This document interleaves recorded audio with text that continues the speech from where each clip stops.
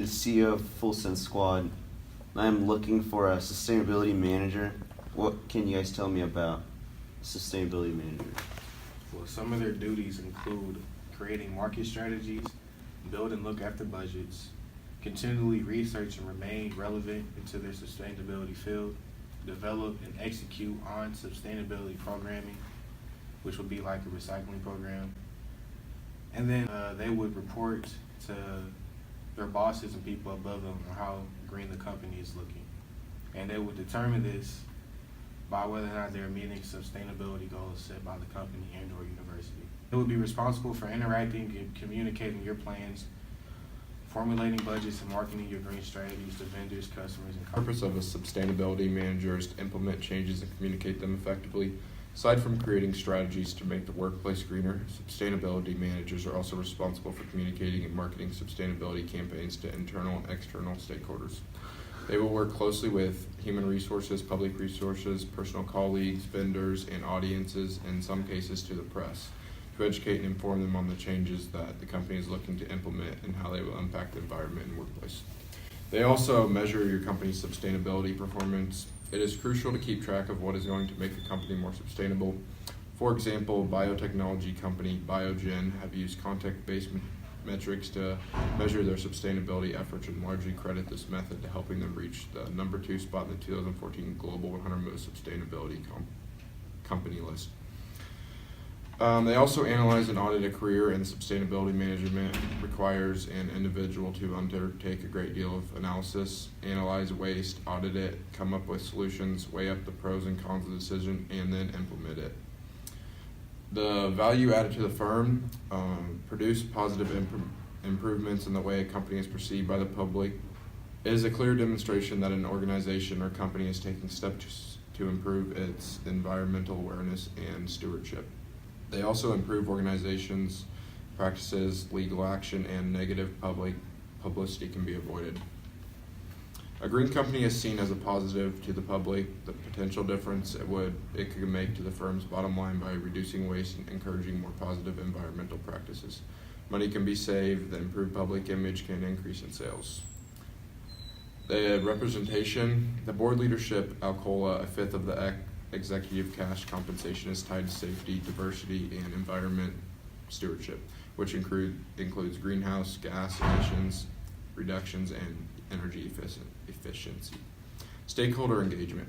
The Pepsi company, during annual shareholders meetings, Pepsi identifies and discloses climate change, water scarcity, and public health issues as core sustainability challenges in its annual financial filings. Water stewardship. Coca-Cola, the drink company, has improved the efficiency of its water use by 20% and identified the need for rigorous third-party evaluation of its water management approach. Who is qualified for this job?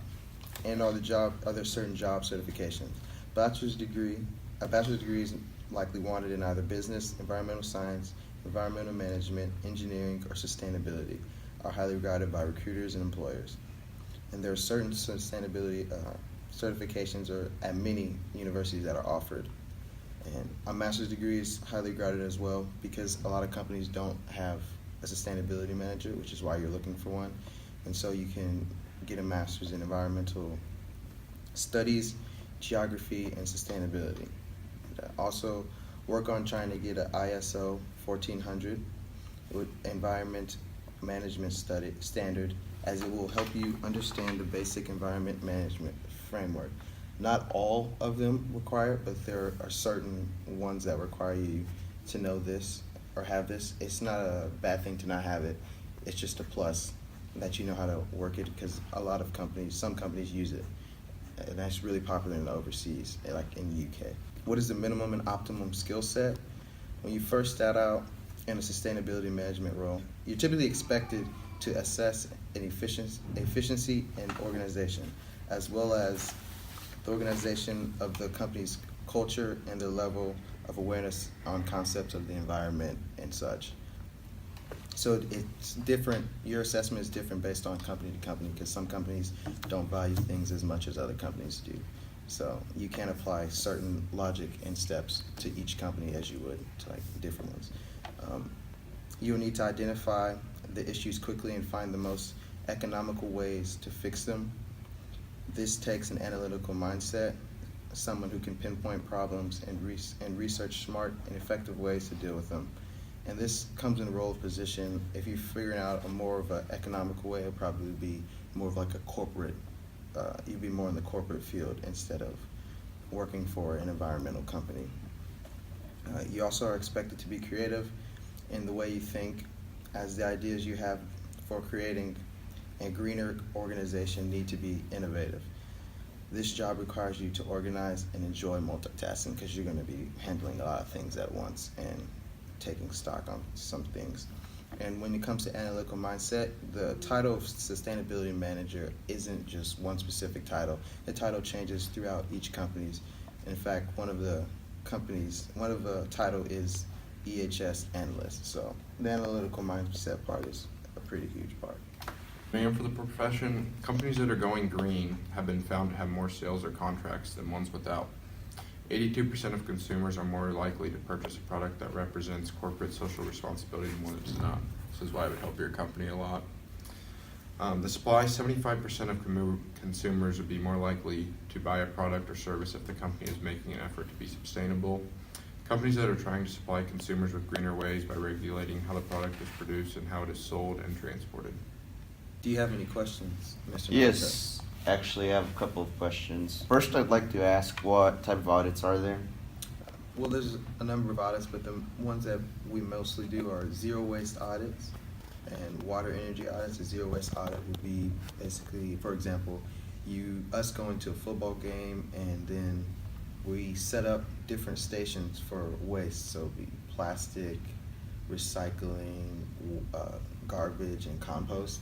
And one of us would just stand there, and when people come up to throw it away, we just point them to the right bin, put it in, and then we'd gather that information, and then we'd analyze it, and then we'd send it back to you to see. Because most people don't know, we just take tallies on, see if people know what it is. So that's kind of an audit that we would be doing.